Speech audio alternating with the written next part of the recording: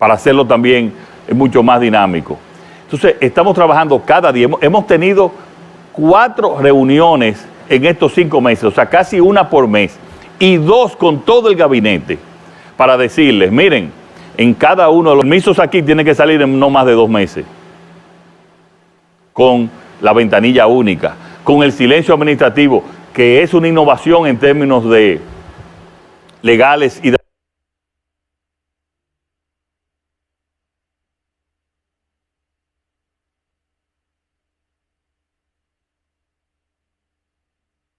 administración pública. El silencio administrativo te dice que tú solicitas algo a cualquier institución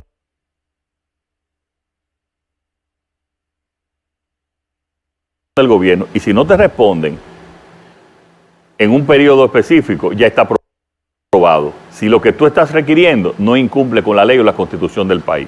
Eso te elimina la corrupción de gente que te guardan los expedientes, ya tú sabes para qué. Entonces, en eso estamos trabajando. Este país va a ser uno de los países, si seguimos trabajando con esta de América Latina. Y eso significa más empleo y más empleo de calidad para la gente. ¿Otra pregunta?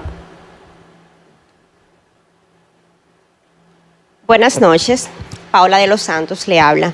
A decir verdad, estamos cansados de la pandemia. ¿Qué se ha hecho en el sector salud y cuáles son los avances que existen en cuanto a la vacuna? Bueno, mira, el país está cansado de la pandemia. El Ejército y la Policía Nacional está cansada de la pandemia. El sector salud está cansado de la pandemia. El presidente está cansado de la pandemia y del confinamiento. Yo me identifico con cada uno de esos sectores estos últimos días por el aumento en el contagio, en la positividad del contagio, que hemos tenido que cerrar a las 12 los sábados y los domingos. Eso es terrible. La verdad, eso solamente la presión del sector salud, ese tipo de confinamiento. Porque hasta mediados, hasta la segunda semana de diciembre, nosotros el nivel de contagio de positividad llegó a estar hasta un 7% y en un averaje de 12, en un 11%. O sea, la pandemia estaba controlada, pero como en todo el mundo, diciembre desarticuló todo. Y ustedes están viendo cantidad de países que ha habido un rebrote y que han tenido que volver al confinamiento. El rebrote nuestro ha sido menor que en los demás países. Y el nivel de letalidad, o sea, de las personas que mueren por la pandemia, que quiero primero decir, una muerte es demasiado. Pero en términos de estadístico, es de los menores del mundo, menor que Estados Unidos, menor que Francia, menor que España, mucho menor que el promedio en el mundo y que América Latina. Entonces, nosotros lo que tenemos ya en los próximos días es que hacer un gran pacto nacional y ver cómo vamos a ir abriendo, pero abriendo también cada quien llegue lo antes posible. Hemos contratado, señores, 20 millones de vacunas. Oigan bien, 20 millones de vacunas, de las cuales son 10 millones de AstraZeneca, 8 millones de Pfizer y 2 millones que es por el sistema COVAX de la Organización Mundial de la Salud, que son de una canasta de todas las vacunas. Con esa, de manera gratuita, vamos a vacunar a toda la República Dominicana. Esperamos que las primeras nos lleguen en las próximas semanas. ¿Dónde vamos a empezar a vacunar? A el sector salud.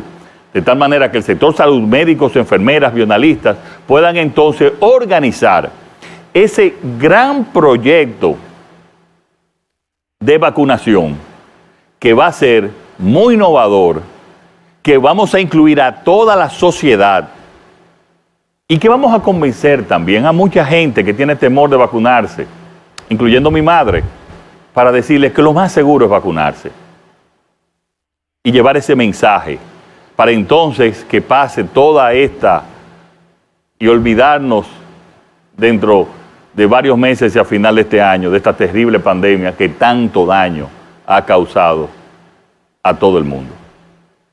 Buenas noches, señor presidente. Kelvin Méndez, profesor en el sector público y en el sector privado. Mi pregunta es la siguiente. ¿Cómo logró Educación arrancar este año escolar? Mire, profesor, ese era otro tema. Cuando llegamos al gobierno desde el periodo de transición, no solamente que no estaba preparado para iniciar clases presenciales, sino que muy lejos de cualquier preparación para las clases virtuales. Una de las razones por la cual aquí no tenemos un rebrote de la magnitud que hemos tenido en otros países es porque hemos mantenido las escuelas y los colegios cerrados, lo cual, señores, es terrible. Es una situación muy, muy difícil. Pero nosotros pudimos, como muchos países, dijeron, bueno, empezamos, perdemos este año y empezamos ya cuando ya venga la vacuna y se vaya la pandemia. No. ¿Qué hicimos? Vamos a empezar a través de manera virtual y por la televisión.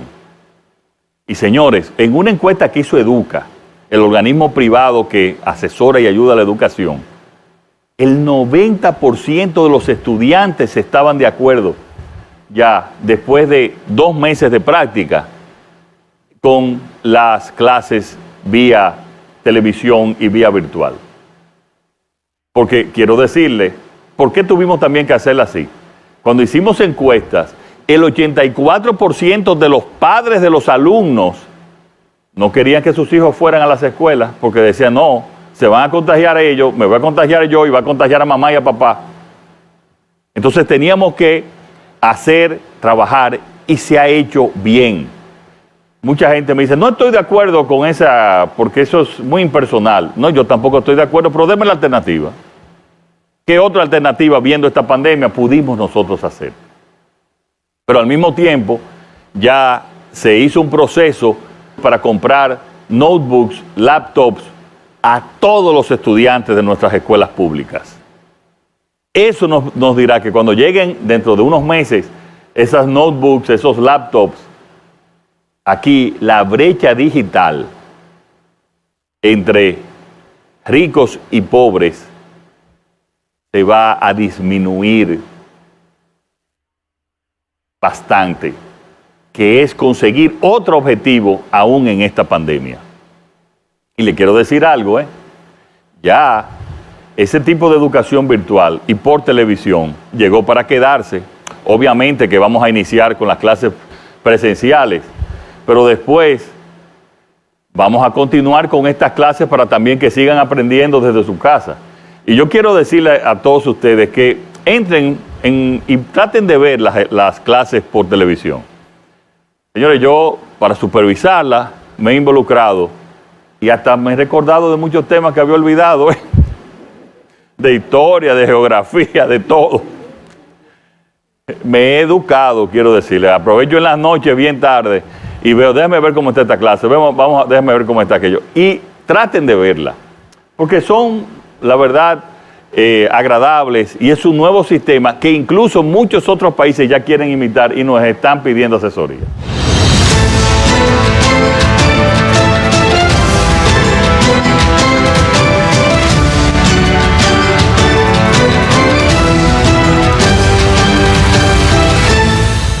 Luis Abinader es el presidente de todos los dominicanos y su gestión está impactando a todo el territorio nacional. Es legítimo que los ciudadanos de diferentes puntos de este territorio nacional quieran preguntarle sobre diferentes temas. Y eso es lo que pasará hoy también. Queremos escuchar del propio presidente que nos siga respondiendo esas inquietudes que tenemos y ver cómo ese cambio que él tanto ha prometido ha llegado y seguirá llegando a las diferentes comunidades de nuestro país.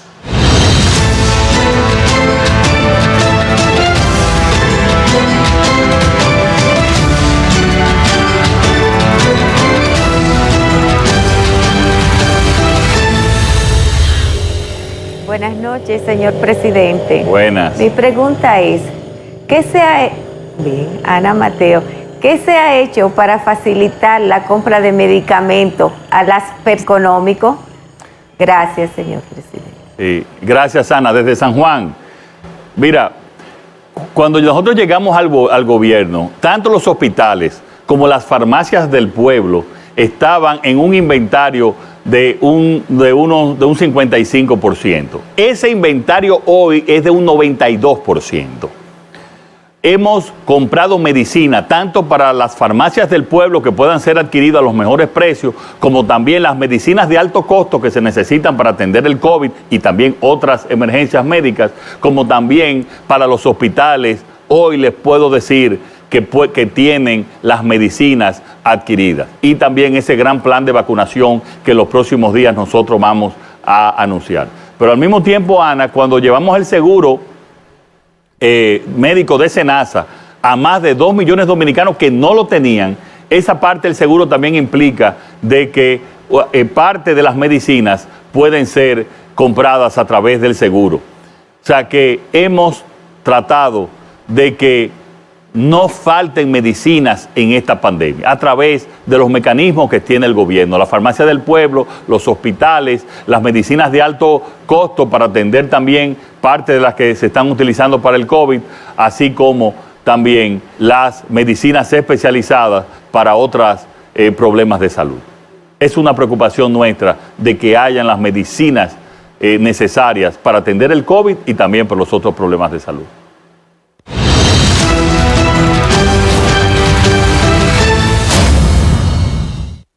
Saludos, doctor. Hey, muy buenas noches, señor presidente. Un saludo muy afectuoso desde aquí, desde su ciudad preferida, de Puerto Plata.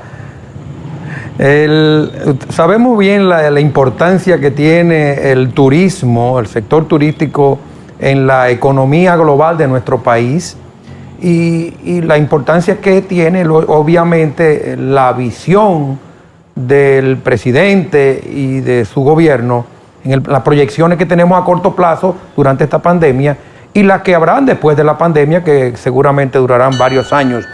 ¿Qué usted nos puede decir sobre esto? Mira, José Natalio, qué bueno, tú has participado con nosotros en muchos de los planes que hemos hecho.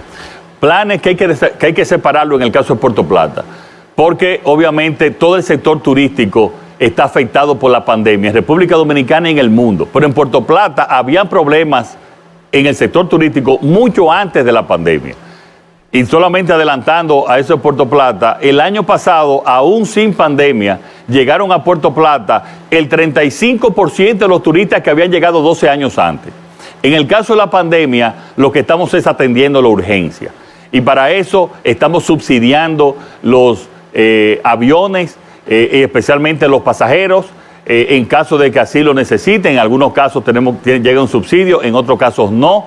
Estamos trabajando con cada uno de los mercados. Hay mercados como el caso del mercado canadiense que afecta mucho a Puerto Plata porque están exigiendo una prueba PCR para volver a entrar en su país. También lo va a requerir Estados Unidos a partir del día 26. Le estamos en esta próxima semana entregando también todas esas pruebas para que sean administradas con el personal de salud en cada uno de los hoteles. Pero lo principal también es que aún con esta pandemia, en todo el país, tenemos entre un 50 y un 45% de los hoteles ocupados en relación con el año pasado. He asistido también para que haya la apertura a nuevos y también alrededor de la mitad de los hoteles de Puerto Plata han podido abrir. Pero lo más importante en ese caso de Puerto Plata, José Natalio, es el plan que tenemos, obviamente ya para la próxima temporada, con la Costa del Ámbar, más allá de Puerto Plata, donde vamos a relanzar esa Costa del Ámbar, no solamente para recuperar el turismo perdido que tenían, como dije, desde hace 12 años que han ido gradualmente disminuyendo, sino para impulsarla como nunca antes. Vienen proyectos muy convenientes, vienen proyectos muy innovadores para el turismo. El turismo ha sido de los sectores más afectados y por eso nosotros cada día con el Gabinete de Turismo, con el Ministerio de Turismo, estamos trabajando para recuperarlo de la crisis y relanzarlo para que esté mejor que nunca.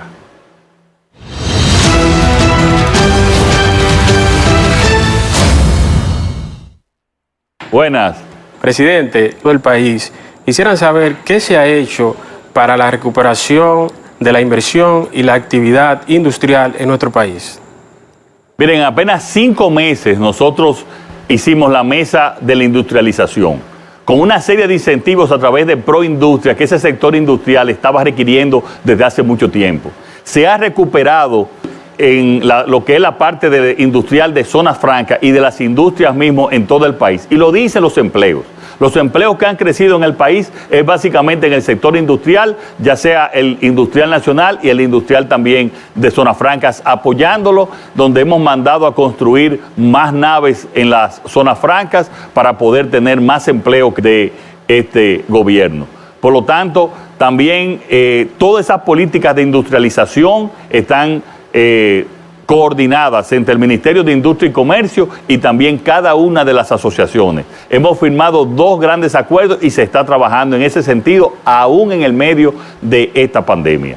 Y en el caso también de Santiago, y aprovecho para decirlo, pues estamos trabajando conjuntamente con Compromiso Santiago. Compromiso Santiago tiene todas las asociaciones de Santiago, tanto públicas como privadas, para nosotros transformar el centro histórico de Santiago. Ya hemos asignado recursos para entonces ir diseñando, trabajando y mejorar el centro histórico de Santiago. Ese mismo plan lo estamos haciendo también en el centro de la ciudad de San Francisco de Macorís y también en el caso de la capital con un financiamiento del BID y poniendo el gobierno para la zona colonial. Quería además añadir eso. Muchas gracias por tu pregunta.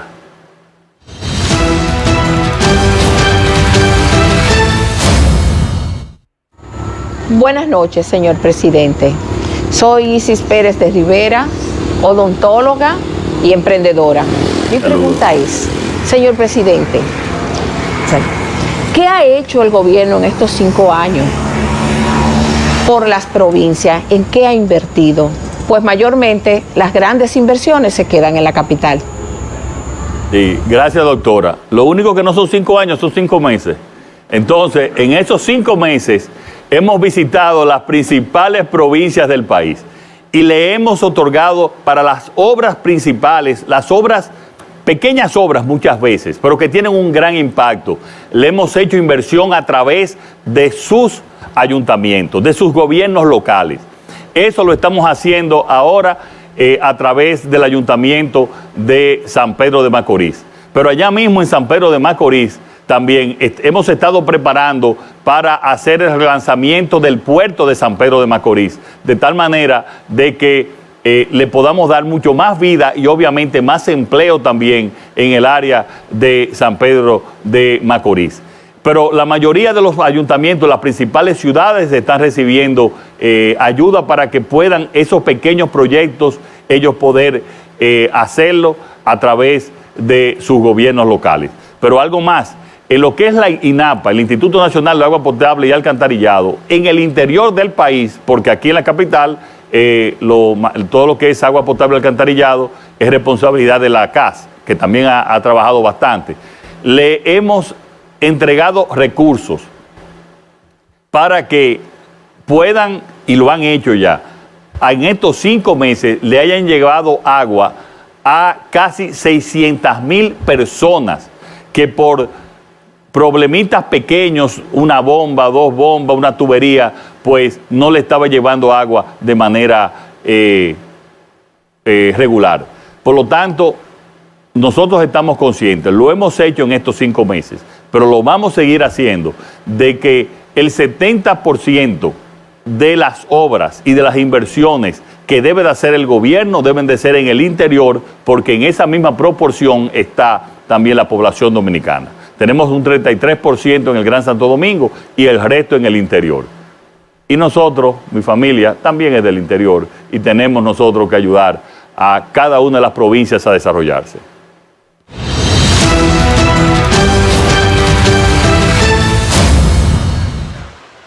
Buenas noches, señor presidente. Alberto Álvarez desde Santo Domingo Este. Buenas. Señor presidente, existe un temor a que se genere una pérdida grande de empleos. ¿Qué está haciendo el gobierno dominicano para evitar esta situación? Mira, al inicio de las preguntas se me preguntó sobre el tema de la economía. El programa FASE que se inició para los desempleados por COVID, que en un momento llegó casi a 700,000 personas, en el FASE ya a partir de enero solamente están unos 65,000. O sea que se ha ido reduciendo el desempleo. Es cierto que continúa también en el empleo informal también ha aumentado el desempleo y nosotros ahí estamos ayudando con el microcrédito a través del Promipyme. Pero la confianza de las medidas en que ha hecho el gobierno ha logrado que, con la excepción de sectores como el sector turístico, bares y restaurantes, eventos que han sido los más afectados por esta pandemia del COVID, se hayan recuperado una gran cantidad de empleos que, si lo sumamos después con la recuperación que vamos a tener en los próximos meses, cuando ya podamos vacunar a todo el país y se empieza a regularizar, yo estoy seguro que vamos a final de año a mejorar los niveles previos de empleo que tenía y que había en la República Dominicana antes del COVID.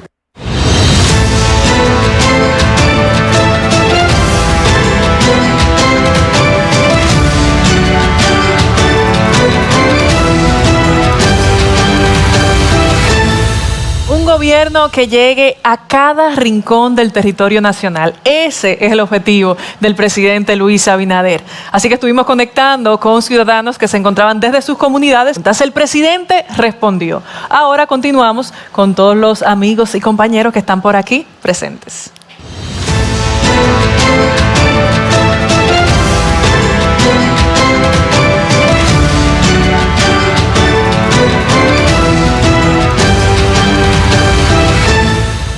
Bueno, muy contento de seguir compartiendo con ustedes y también con todos los que nos están escuchando y viendo fuera de este estudio en todo el país. La siguiente pregunta. Buenas noches. Señor presidente, ¿usted me puede decir cuáles son las ayudas del gobierno directamente para los más necesitados? Gracias. Sí, las ayudas sociales. Miren, cuando llegamos al gobierno, yo me enteré unos días antes que nos habían dejado 100.000 millones de pesos, anunciaron, para seguir las ayudas hasta diciembre. Sucede que no solamente no nos dejaron los 100.000 millones, sino que lo que nos hicieron fue que nos dejaron un déficit de 25.000 millones, pero que tuvimos que pagar las ayudas sociales, entiéndanse, en fase 1, fase 2 y quédate en casa, desde el 21 de julio. Entonces, eso hizo que tuviésemos realmente que apretarnos los pantalones, inmediatamente buscar financiamiento y extender todas las ayudas que estaban previstas hasta finales, hasta el 31 de diciembre, como nosotros hemos anunciado. Pero más allá de las ayudas también, como había una crisis de salud de una pandemia, nos fuimos a SENASA y, con ahorros que habíamos logrado en otros lugares también, extendimos a más de 2 millones de personas adicionales el seguro SENASA, que es parte de las ayudas sociales también muy importante. Entonces ahí continuamos con todas las ayudas. Siempre dijimos, desde el punto de vista de los recursos, desde el punto de vista fiscal, no podemos, el gobierno no está en capacidad de continuar después de enero. No obstante, hicimos un esfuerzo. Y ese esfuerzo, continuamos, lo que todavía estaban en fase 1, lo continuamos hasta abril. Pero también lo que estaba en el programa Quédate en Casa, con un desmonte y gradualmente, lo continuamos hasta abril. Pero ¿qué va a pasar en mayo? En mayo, los que recibían eran 800.000 personas que recibían el programa de solidaridad, Comer es Primero. Pues ahora lo vamos a llevar desde mayo en el programa Supérate, lo vamos a llevar a 1 millón. O sea, 200.000 personas más. Pero también, en vez de recibir 800 pesos, van a recibir el doble, van a recibir 1.680 pesos. O sea que vamos a tener el doble de seguridad social que había cuando se inició COVID en el año pasado, cuando se inició la pandemia. ¿Y cuál es? Miren, yo quiero a ustedes darle esta anécdota, esta historia. Cuando yo estaba siendo candidato y desde antes, y yo veía que en diciembre se le daba una fundita, una cajita en los barrios pobres, yo decía, esto tiene que eliminarse. Esto es indigno para la mujer, esto es indigno y nosotros tenemos que cambiar eso. Si bien se necesita una ayuda especial en Navidad, no así, no de esa manera, no empujando, no tirando al piso. ¿Y qué hicimos? La tarjeta de 1.500 pesos. Y dimos 1.150.000 tarjetas que podían comprar lo que quisieran con un valor de 1.500 pesos. Y piensen ustedes, antes decían que daban 1 millón de cajas o de fundas. Señores, para dar 1 millón tenían que repartir en todo el país 1.000 patanas repartiendo. Eso es logísticamente imposible, eso nunca se hizo. Como aquí han pasado muchas cosas que se decían que se hacía y lo que se lo comía la corrupción. Por lo tanto, la seguridad social es fundamental y la vamos a seguir ayudando, incorporando ahora, que lo estamos anunciando también, a ProMiPyme, para el que quiera además tener un pequeño negocio, darle el financiamiento para que pueda incorporar, hacer su pequeño negocio, ayudándolo en su capacidad, en el financiamiento, en la parte técnica y en la comercialización. Y vamos a sacar mucha gente de la pobreza, este gobierno. Una siguiente pregunta. Buenas noches, señor presidente. Luis Quiñones, sector energía solar. ¿Cuál es la importancia que tenemos con el intercambio de energía con Haití y cuáles son los planes para el sector nuestro, de las renovables, principalmente solar? Gracias. Bien, mira, nosotros tenemos que seguir impulsando las energías renovables. Pero hay un problema técnico que la gente no entiende, nos hemos dado cuenta el gobierno, es que las empresas de transmisión de energía, la ETED, no está en capacidad de asumir en los lugares distantes. Tú sabes que la mayoría de las energías renovables pues están en Montecristi, en el norte, en Barahona, donde por muchas razones, tanto o eólicas o solares, es que es más conveniente que estén. Pues las redes de transmisión no estaban en capacidad para asumir y transportar esas energías, esos proyectos energéticos en esos lugares. Ahora yo le dije, quiero reglas claras y que le den y que apoyen a todas las energías renovables, especialmente la solar y también la eólica.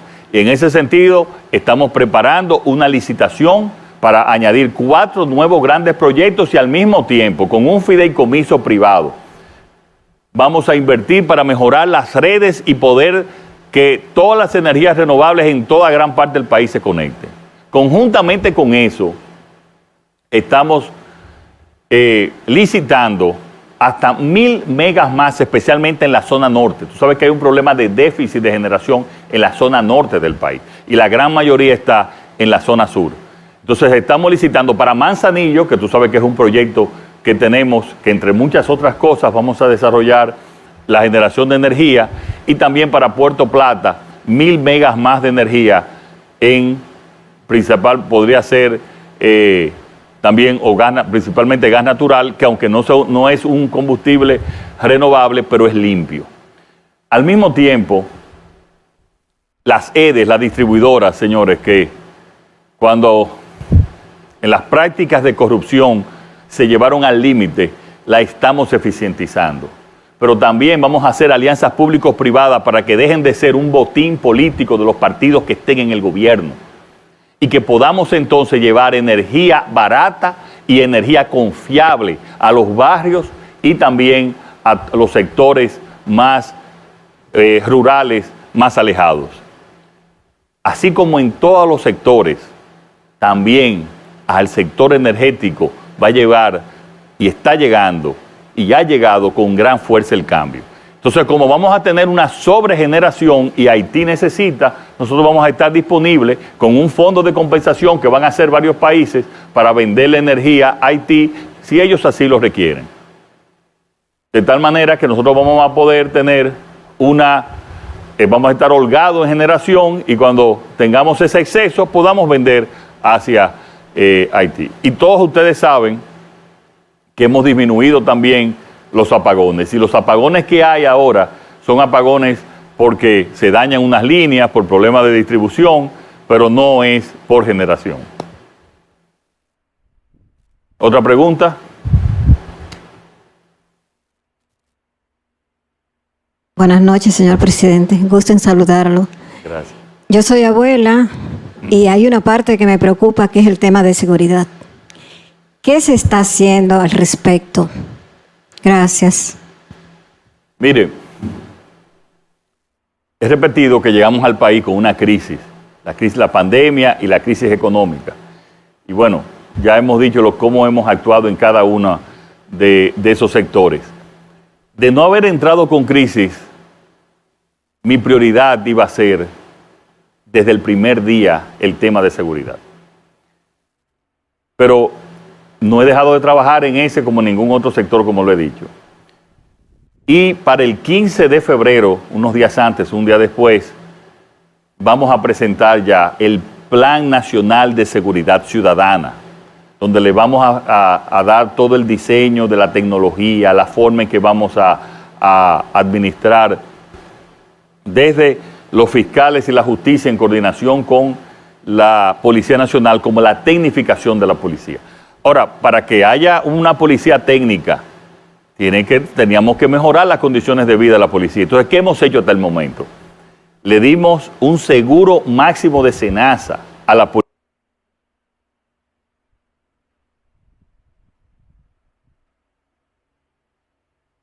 Seguro máximo de SENASA a la Policía Nacional. Imagínense que lo que tenían era el seguro básico, que prácticamente tenían que cubrir una parte importante de lo que le pasaba, y son los funcionarios públicos de más riesgo. ¿Qué funcionario público tiene más riesgo que un policía que está en algunos casos poniendo en riesgo hasta su vida? Pero al mismo tiempo le hemos ascendido, en estos momentos de crisis, le hemos ascendido un 30%. Y como yo dije anteriormente, porque es el promedio en América Latina, lo vamos a llevar en este periodo hasta $500 o su equivalente en pesos. Y eso nos va a permitir entonces tener una policía más profesional, una policía más capacitada. Aún en estos meses, por el confinamiento también, los niveles de criminalidad no han aumentado. Muy buenas noches, señor presidente. Gustavo Espinal. Distinguido, el pueblo tiene años pidiendo justicia. ¿Qué medidas está tomando el gobierno para mitigar la corrupción en nuestro amado país?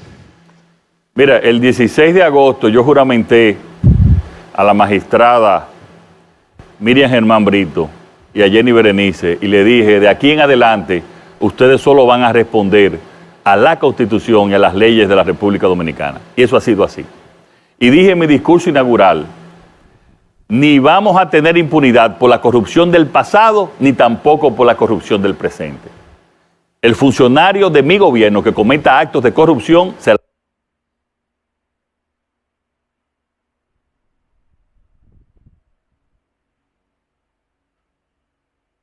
Y hoy, ese deseo de décadas, como tú dices, hoy hay un Ministerio Público Independiente. Vamos ahora a fortalecer todo el Poder Judicial.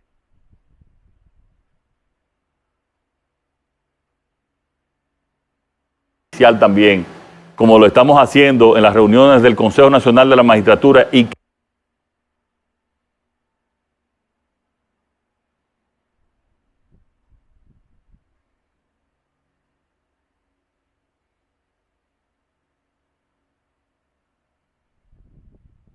es mi objetivo, también por jueces honestos, serios, independientes. Hoy hemos avanzado décadas.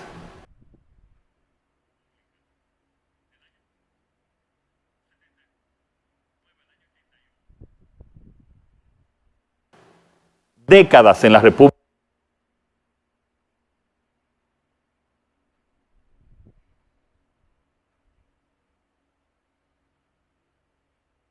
Dominicana. Hoy ese ministerio público no responde a objetivos políticos. Hoy ese ministerio público no recibe órdenes del gobierno, ni mucho menos de su presidente. Hoy el que la hace, la paga. Sea de quien sea, del partido que sea, del nivel social que sea, o la supuesta cuña que pueda tener. Porque esa es la única manera en que se desarrolla una sociedad, cuando todos somos iguales a la ley. Esa es la única forma. Y yo estoy convencido de que vamos a seguir avanzando. En términos de controles, Este país, el gobierno no tenía control. Ahí había una Cámara de Cuentas que nunca hizo una auditoría. No hizo una auditoría. Las instituciones del gobierno no están auditadas desde hace años. La Contraloría no hacía auditorías. Yo recuerdo, y le he comentado a varios, que mi papá, que fue Contralor General de la República, del año 79 al año 81, llegaba a mi casa en la noche con muchas auditorías para él revisarlas. La Contraloría ahora es que está haciendo auditorías. Ahora es que le está haciendo, para ir previendo cualquier acto de corrupción. Pero además, en la Dirección General de Compras y Contrataciones, que es una dirección sumamente importante para nosotros, en esa dirección buscamos una persona que es apartidista y que representaba dentro del país, en una institución, a Transparencia Internacional, el organismo de mayor prestigio para presionar y también ayudar a la transparencia en todo el mundo. Esos son cambios dramáticos que teníamos décadas esperando y que hoy existen y que cada día vamos a ir mejorando. ¿Otra pregunta? Buenas noches, señor presidente. Mi nombre es Norca Disla. He escuchado mucho sobre la problemática haitiana y recientemente usted estuvo reunido con el presidente de este país. Me gustaría saber cómo se hará y cómo funcionará. Gracias. Miren, gracias a ti.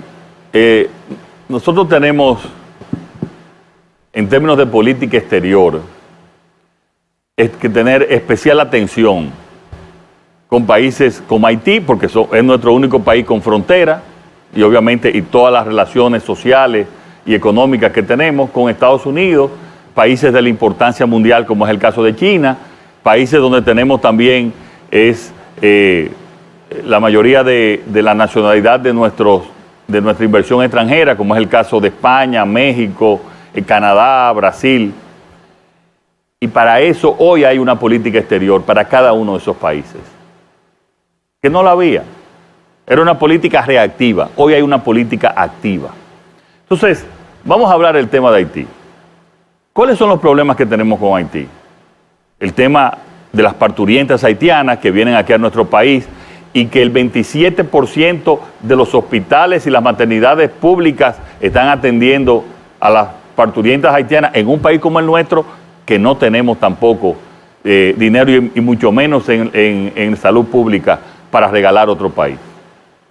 Entre los acuerdos, la República Dominicana va a canalizar a través de ya varios países que hemos hablado para que se construyan hospitales aportados por esos países de mayor desarrollo que nuestro país en Haití, para eliminar que tengan que venir al país a dar a luz las haitianas. ¿Cuál era el otro país? El tema que los haitianos estaban aquí indocumentados, pero no solamente indocumentados en términos de la irregularidad migratoria en República Dominicana, sino que no tenían documento haitiano tampoco de identificación. Pues desde aquí le vamos a dar identificación, documento haitiano, para que sepan que ellos son ciudadanos haitianos y no se creen los problemas que creamos nosotros anteriormente. ¿Cuáles son los problemas que tenemos con Haití? Problemas de narcotráfico y de criminalidad. Ahí llegamos a acuerdos también. Y hoy más que nunca están cooperando la policía de Haití con los órganos de seguridad de la República Dominicana para evitar el narcotráfico, la criminalidad y el traspaso en la frontera. ¿Cuáles son de los principales problemas que tenemos? Que República Dominicana necesita también tener una frontera clara, definida, y ahí lo acordamos, que cualquier construcción que se haga para definir y establecer claramente nuestra frontera tenía que ser apoyada también por ambos países. Y también colaborar, como es el caso de energía. Si tenemos energía de más, bueno, pues vamos a venderle energía de más. El exceso de nuestra energía. Entonces, hoy, los problemas fundamentales que teníamos durante mucho tiempo en Haití